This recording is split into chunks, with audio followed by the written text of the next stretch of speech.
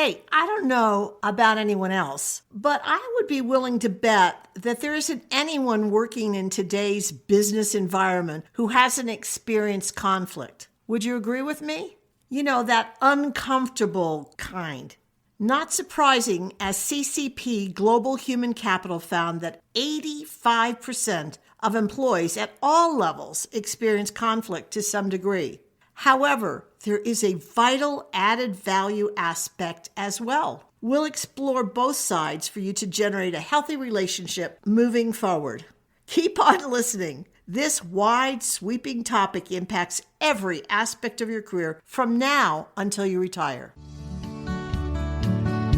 Hey everyone, welcome to Thrive with Nancy. This is a podcast dedicated to you, an executive woman ready to realize all you intend to be.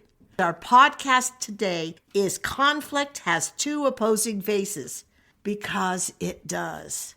More often than not, we tend to focus on the harmful aspects that cause executives distress and angst.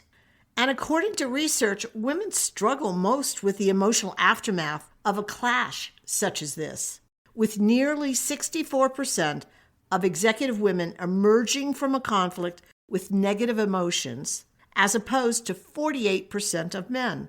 So it triggers something different in us than it does in men, and it's emotional. What's the upside of conflict? Because there is one. New ideas, friction.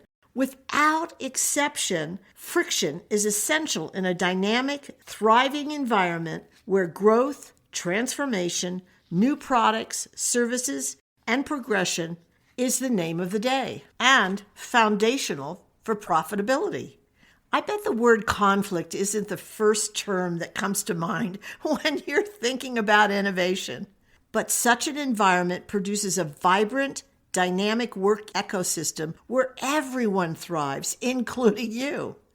Innovation depends on mental wrestling, as each participant advocates their ideas over those of their team members. With over 90% of innovation projects failing or never surfacing to the light of day, establishing such an environment is essential and increases the number of diverse concepts available, and it improves the results all of you achieve, especially when 81% of participants in the U.S. see disruption leads to a positive outcome. Without question, conflict employed in the creation process is an essential stirring up of the pot energizer. There isn't any such thing as a conflict-free work environment anyway. How you choose to respond tells the tale. Is it becoming crystal clear that productive working relationships are crucial to your work satisfaction and generating a healthy, profitable company culture? Surprisingly, the advice to master either side of the conflict equation is much the same. How you translate these suggestions to turn discord into positive force is up to you. In all likelihood, interpreting them into action is going to look significantly different and dissimilar, as we're all unique. Don't be afraid to try them out. I'm confident that a few, if not all, of the 4 ideas I'm going to be talking about will become foundational to your ongoing career success. First, overlapping agreement. The wisdom of Stephen Covey's advice, seek first to understand before being understood, is crucial in conflict or creation. Opening the process with this principle allows you to uncover common ground from the very get-go.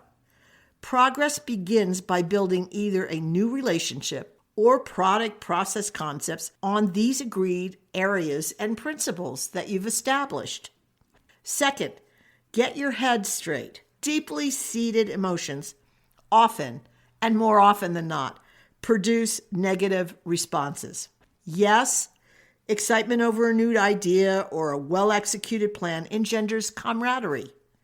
Where it goes awry is when opposition enters the interaction.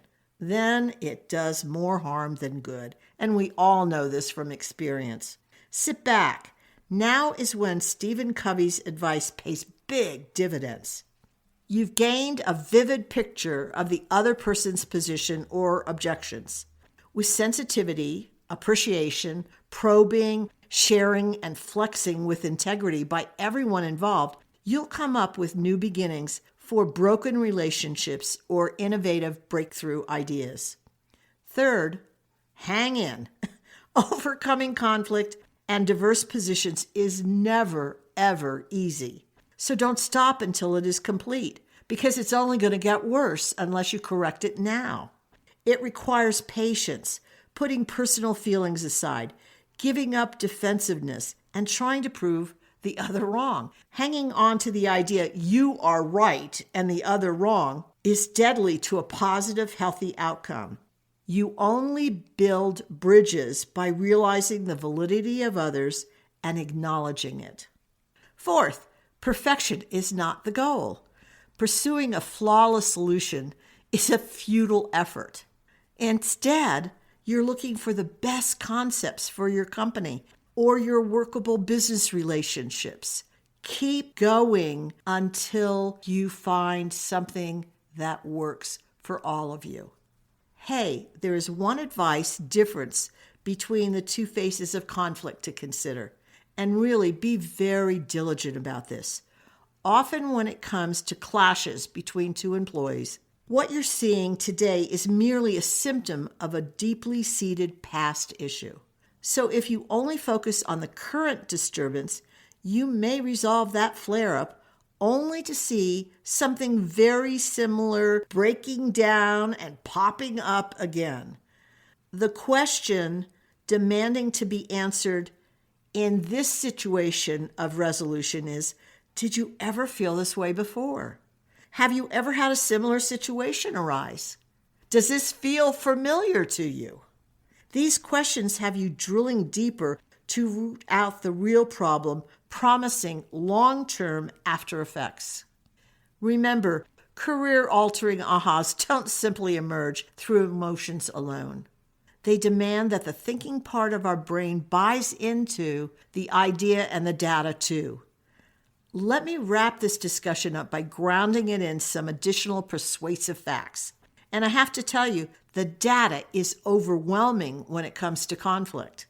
Emerging from a CCP Global Human Capital Report that estimates the annual cost of workplace conflict in the U.S. is $359 billion in lost time and productivity. Ooh, would I love a little bit of that added to my salary, wouldn't you? 29% of all employees said that they experienced almost constant conflict. 12% said they also saw conflict frequently among their leaders. And 56% of employees who experienced conflict at work reported that it led them to being overstressed, anxious, and or depressed. Clearly, this isn't a great environment for you to work within, let alone having it be profitable for your organization. So this is relevant to you as an employee, and it's also relevant to you as a manager. In response to these staggering statistics, one thing to keep in mind is that the more you practice overcoming conflict tactics, the more at ease, the better you address it, and the more successful you become as a woman executive. Then you overcome one of the roadblocks pointed out for women in an SSRN research, where they said situations involving conflict arouse greater anxiety and discomfort in women than men, and that women are more likely to avoid conflict. You know that our business culture today is overflowing with challenging battlegrounds that require handling as well as I do. No one can afford to dodge them, especially an executive woman on the rise. Are your head and heart now weighing in on making new responses regarding conflict moving forward? I hope so. Did any mental readjustments take place on your part? What do you intend to change or do to respond to negative conflict in a healthy, proactive manner? And how are you choosing to encourage positive, creative debates that will improve the results you and your team produces? Ready to become more comfortable and master the two opposing faces of conflict? I sure hope you are. because you get to decide to adapt. Will you? Are you ready to up the ante for you and your career?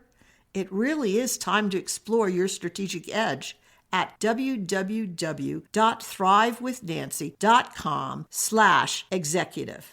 If you're interested in talking to me, click the link on the page to schedule a free Working Through Your Career Concerns call. You have nothing to lose, and I honestly would love to discuss how together we can achieve all you hope is possible and all you dream is possible.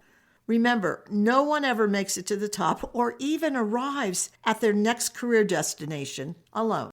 I'm thrilled you've listened to the Thrive with Nancy podcast. My intention is to offer quick tips designed for you to apply right away, ones that will boost your career immediately. I bet you're already considering ways to implement these new ideas. Perfect! Now, if you do me a favor, pass the podcast link on to those who will benefit, your friends and coworkers. Thanks so much.